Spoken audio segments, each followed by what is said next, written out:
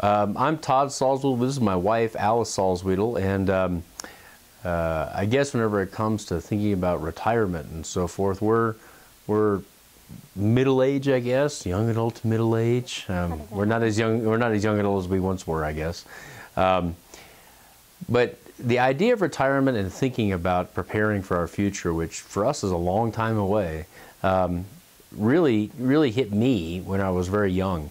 I remember watching our pastor, the pastor at St. John's when I was a child, a kind, caring man. And I remember about being 9, 10 years old and finding out that when he retired, he'd never owned any furniture, he'd never owned a home. And now as he's retiring and moving on to a new stage of his life, the church family having to come to be very, very generous to help him buy a house, to buy furniture, and so forth. And those sorts of stories stuck with me, and I was lucky, and I think Alice was lucky that we had family that taught us that we needed to be preparing for our future. And I can tell you that going to the retirement benefits seminar was really helpful to us. Absolutely. Especially seeing the projections and so forth. One of the things that we knew from very early on as young parents and just getting out of college, you have things like student loan debt, and you're trying to find your way, figuring out how to give to the church, and you're wanting to be faithful in those areas, all areas of your own personal stewardship, and trying to work through all those details and learn to budget is difficult at times, and can be trying, especially with the salaries that you get whenever you're first coming out of seminary. But we also knew that it was really, really important that the money that we put aside for ourselves, for our future when we retire, we knew that it made a major impact on how much we'd have to live on when our service, our formal service, was done to the church. Mm-hmm. And so we wanted to make sure we took the right steps and that we planned accordingly. I can tell you, as a result of going to the financial benefits seminar, the retirement seminar, one of the most helpful things to me, and I think probably to Alice, was getting to see the projections. When Paula sat down with us, yeah. She showed us, if you put this much money away, this is what you'll have. If you put this much, and if you increase it by this much, look how much more you'll have. Mm-hmm. That was really good for me to see. Alice likes to see everything real drawn out. I kind of knew it in my head and knew that things would fluctuate over time, but it was so helpful to see that. And we had always been pretty good about preparing for our retirement, but I can tell you that we really jumped it up quite a bit. Mm-hmm. Sometimes I know that some people make plans and say, well, I'll do that when I get a little older, when the kids have graduated high school and when I have more expendable income or my salary is higher.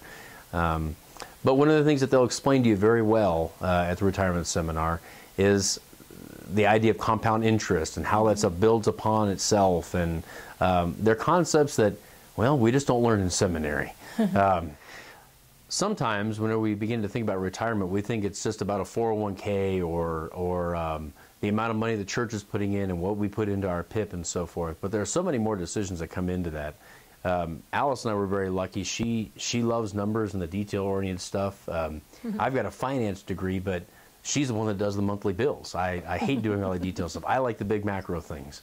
And one of the things I think is really, really important, and you have the opportunity at the retirement seminar, is to get some financial advice. Whether you have a financial advisor who's a friend of yours or you have other investments elsewhere, those are really, really important things to do to get guidance about how to move forward.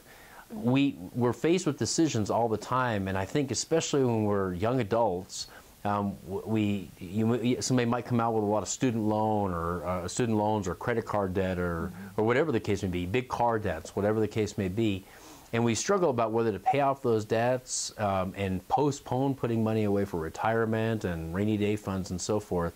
And that's where a financial advisor is really, really important. You know, it's one thing to pay off a 2.5% car loan, but you're trying to do that faster than what the term is.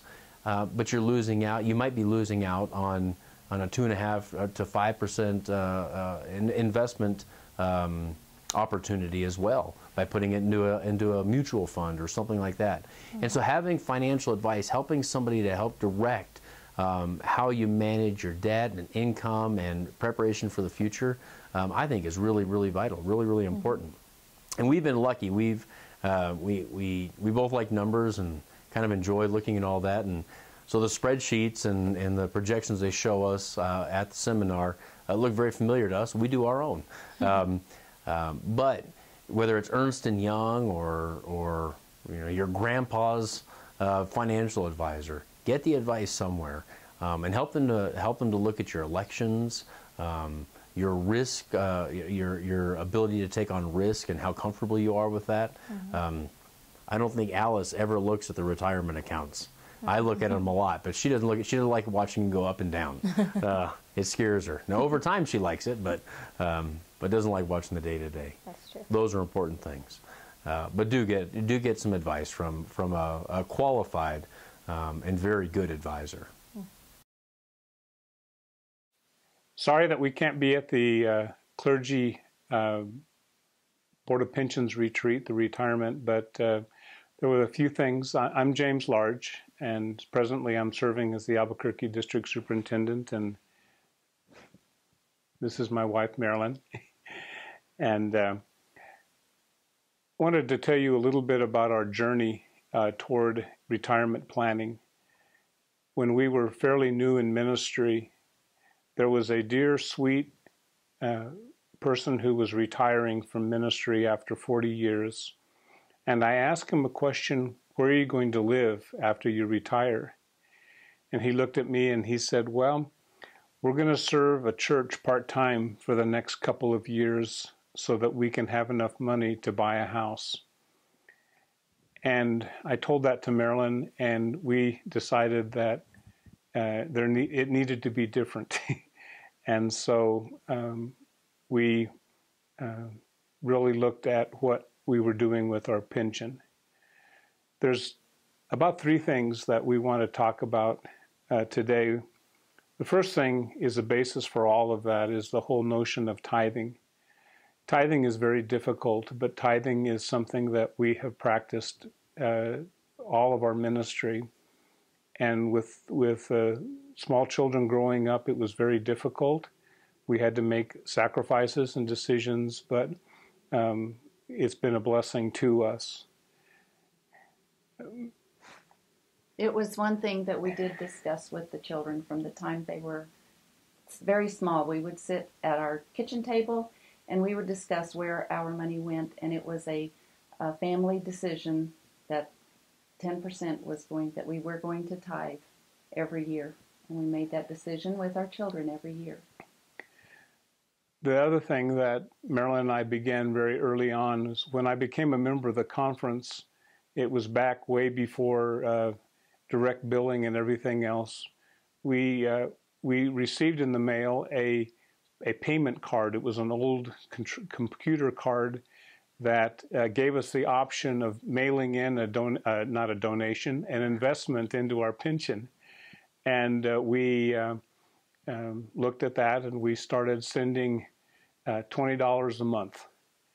And it wasn't a huge amount of money, but we didn't make a whole lot of money then while we were going to school. And but it was amazing, and it has been amazing over the years how that money has grown and how it has continued to do that. The one realization that we've made is that, and Marilyn, when we were talking about this yesterday, said it very well about if we don't save for retirement, nobody's going to save for us. The church isn't going to do that. We can't count on parents' inheritance or great Uncle Norman or whoever it may be, but that it is something that we need to do. And every year we looked at what our budget was, what our income, and what our expenses were, and we made the decision to make more contributions to our pension, and it has paid dividends. Back when it was 1998, Bishop Norris then called and said, he would like for me to take the position of the Director of Mission and Administration in the annual conference. And that meant several different things, but primarily it meant that we were going to get a housing allowance and we would have to provide our own housing. So we had some discussions about, okay, we get to buy a house, but then when we started talking to the realtors, well, what are we going to use for down payment? And in a conversation, we discovered something that has proved to be very magical, was that there's a provision with the Board of Pensions that allows us to take what's called a hardship disbursement of some funds from our personal pension. It's a loan, and we borrowed money from ourselves, and we paid ourselves back with interest on a monthly basis. But that provided the down payment for our first house that we bought when I went into the conference office. And since then, we've paid that one off, and we borrowed again, and we paid it off, and we've done it again. But the money's going back into the pension, and even when the market fluctuates, we have been able to pay that back and earn some interest from ourselves to do what we want to do.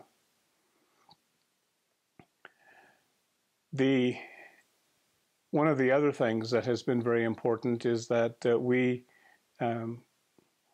have checked our pension statement once or twice a year, look at it to make sure all the contributions are there accurately. But we didn't look at it very frequently, because if you look at it every single day, the market goes up, the market goes down. One day you have this much, the next day you have less money, and you think, oh no, what am I going to do? But over the long period of time, we've discovered that